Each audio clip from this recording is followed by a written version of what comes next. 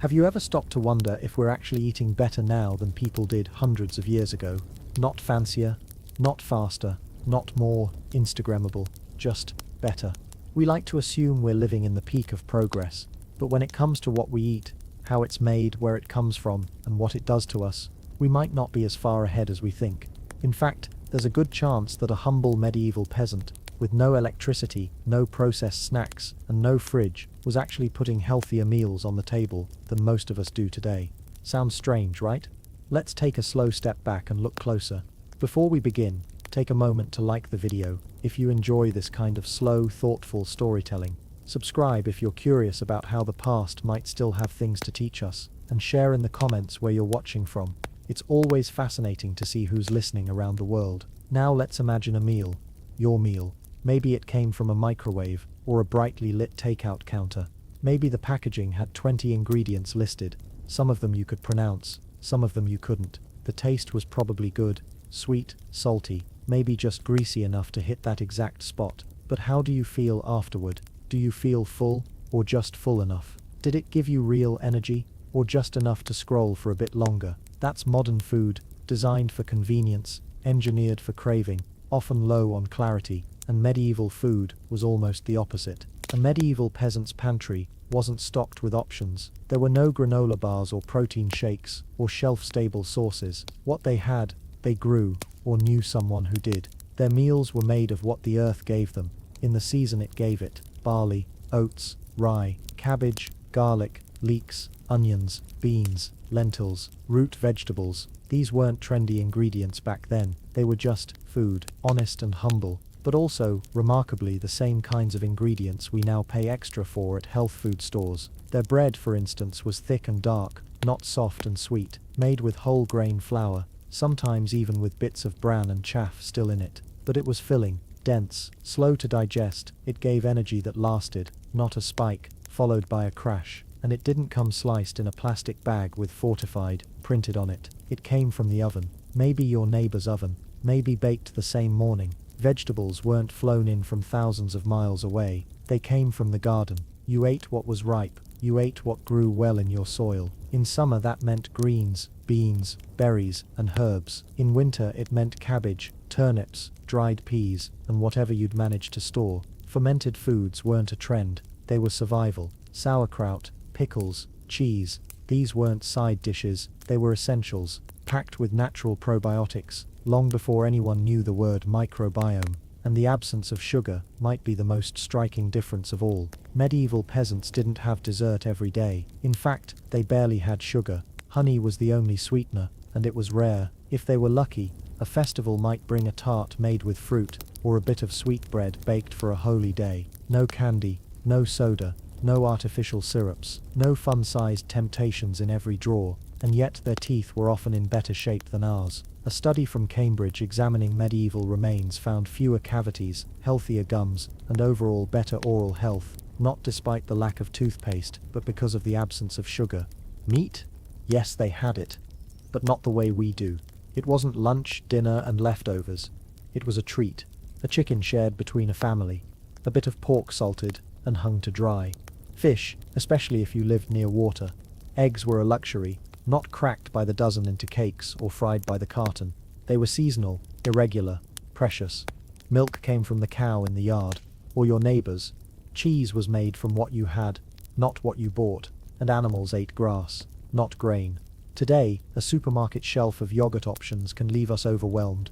Strawberry swirl, vanilla protein plus, zero-fat Greek, dessert disguised as health food.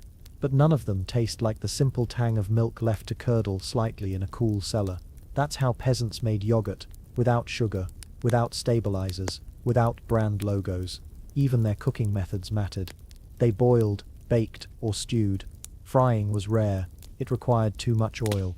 But those long, slow stews, they unlocked flavor from roots, bones, herbs, and grains.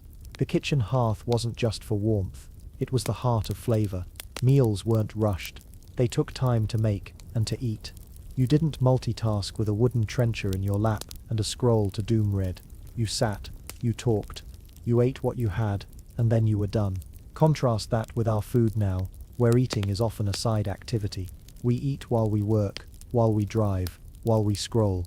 Food becomes background noise, and when we do notice it, it's often because it doesn't sit right. Heartburn, sugar crash, that strange film left behind by something with 6 types of oil.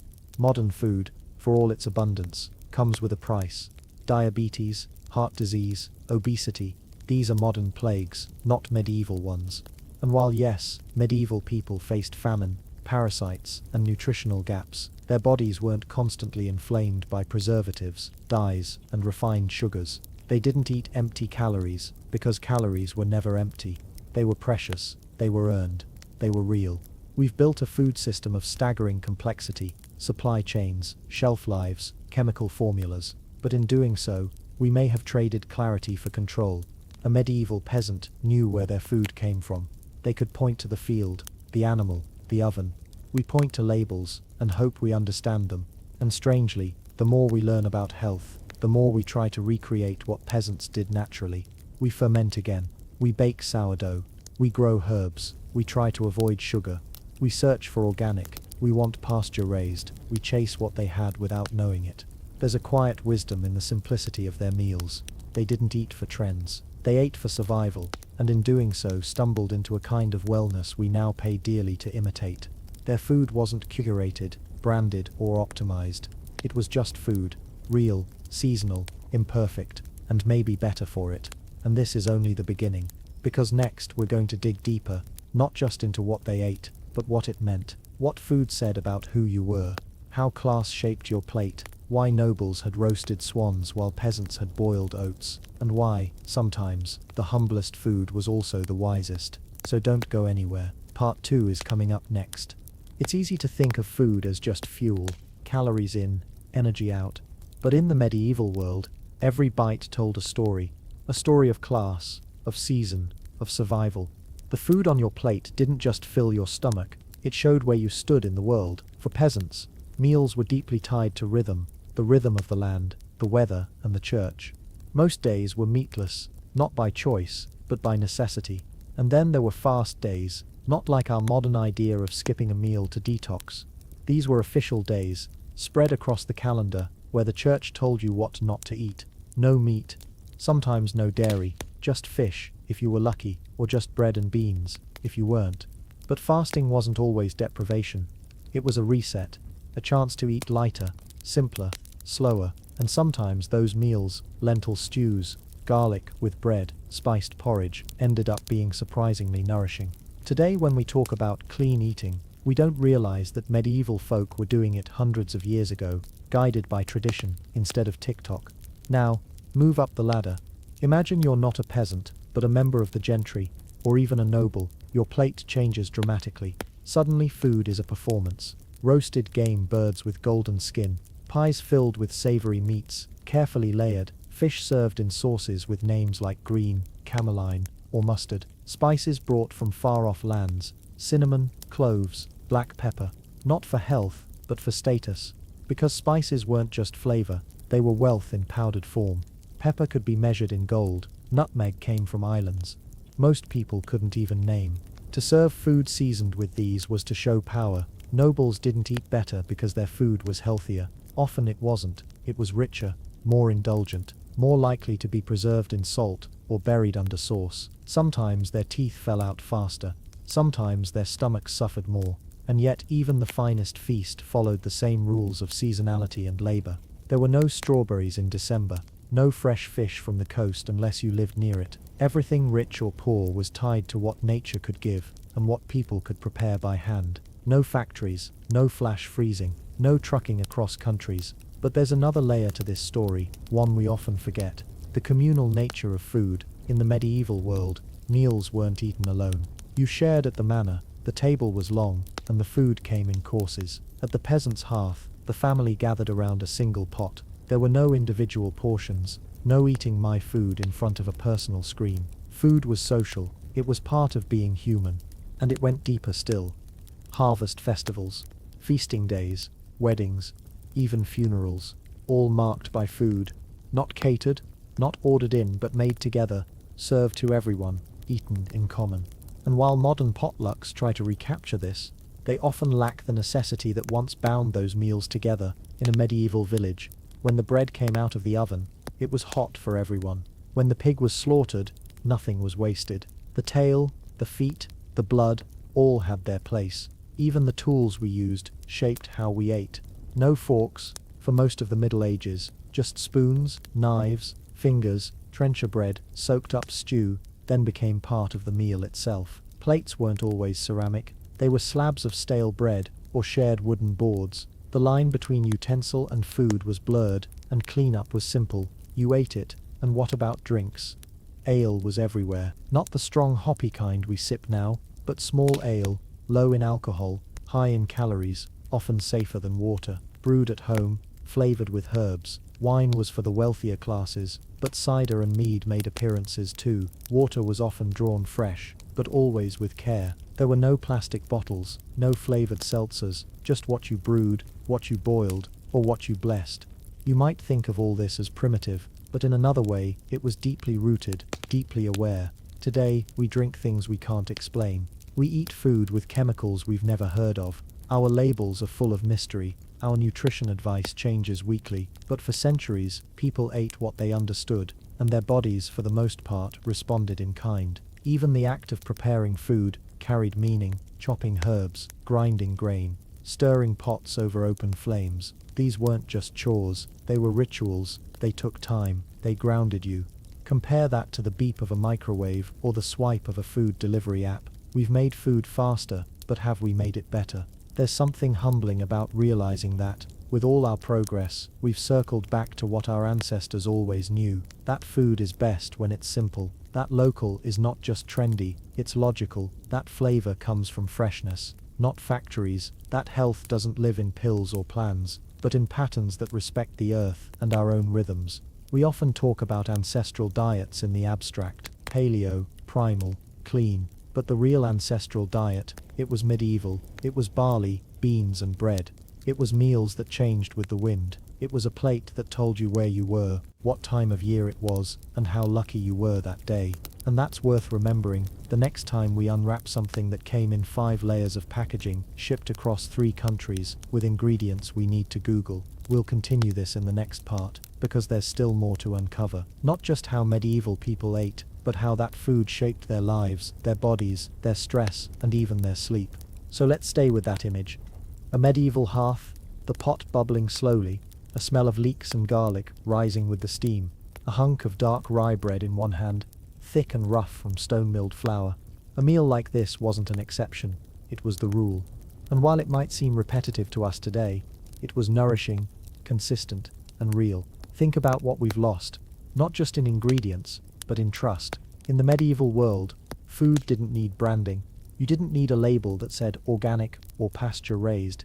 It just was. You knew where your food came from because you either grew it, helped harvest it, or knew the person who did. Trust didn't come from certifications or stickers. It came from familiarity, repetition, and place. Today we navigate supermarkets like mazes, trying to decode what's real and what's engineered. Low fat, high protein, sugar-free, gluten-free, keto approved. The options overwhelm us, yet leave many unsatisfied. There's something strange about a world where we have more choices than ever, and yet often feel less connected to what we eat. A medieval peasant had no such illusion.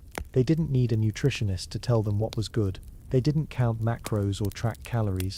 Their diet was balanced by nature, limited by seasons, shaped by work, corrected by hunger. When you've spent the day walking behind an ox, pulling stones from a field, and carrying firewood back home, your body tells you what it needs. Not a number on a screen, not a fitness tracker, but a deep, ancient sense of balance. And while food scarcity was real, especially in harsh winters, when food was abundant, it wasn't wasted. Preservation methods weren't just techniques, they were traditions. Smoking meat, drying fruit, storing onions and garlic in cellars, fermenting cabbage into sauerkraut, or milk into cheese. These weren't trends, they were survival tools. But in the process, they created foods with lasting health benefits. Gut health, now the focus of countless supplements and diets, was just an accidental gift of the medieval kitchen. Modern food, by contrast, often plays tricks on the body. Our systems were never designed for the flood of refined sugars, seed oils, artificial sweeteners, and chemical preservatives that come with convenience. We crave ease,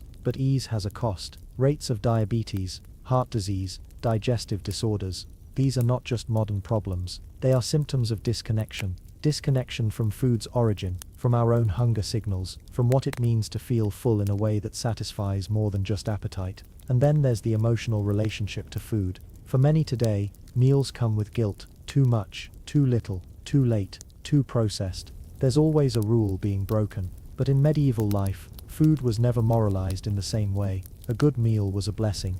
A shared meal was a bond. Eating wasn't a test you passed or failed. It was part of life, regular, reliable, sometimes festive, sometimes simple. There were hard days, of course, crop failures, famine years, lean winters, but even in those times, people relied on shared resilience. Grain stores were guarded, communal baking ovens were maintained, monasteries gave bread to the poor. You didn't go it alone. Food was survival, but it was also connection. It reminded you that you were part of something larger than yourself. And isn't that what we're missing today?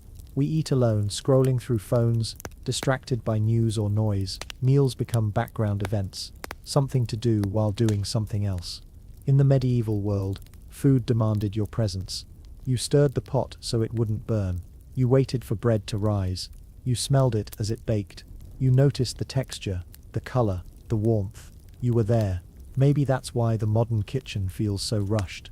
We've outsourced not just the labor, but the attention, and in doing so, we've lost some of the grounding power food once had. It used to be a ritual. Now it's often a blur. Even health advice has become confusing. One decade fat is evil, the next it's carbs, then it's lectins, or oxalates, or seed oils. We chase the newest rule, hoping this one will finally fix us. But medieval people didn't need food fads.